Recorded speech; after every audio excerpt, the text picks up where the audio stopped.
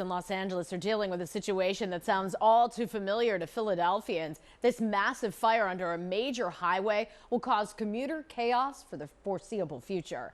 It happened early Saturday morning when a fire started in storage lots right under Interstate 10. Crews are still assessing the exact toll of the damage, but the highway will be closed for an indefinite period of time. Much like the aftermath of the I-95 fire and collapse in Tacony earlier this year, officials are looking for ways to get traffic moving again as quickly as possible. Reporter Jaysha Patel from our sister station KABC in Los Angeles has more on the story.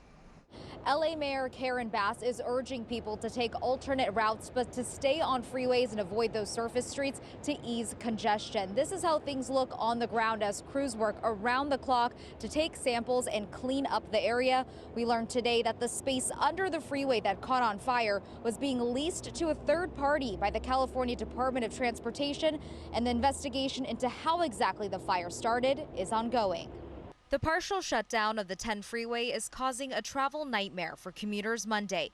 Maintenance and structural crews are continuing to assess the damage from the fire that started early Saturday morning. More than 160 firefighters responded to the big blaze, and California Governor Gavin Newsom has declared a state of emergency because of the freeway damage. Whether you are talking about traveling to and from work or your child care plans and the flow of goods and commerce, this will disrupt the lives of Angelenos. So I will not settle for anything other than a rebuilding plan and a timeline that becomes a new model for speed. The fire burned through 2 storage lots in an industrial area under the freeway, engulfing parked cars and support poles for power lines.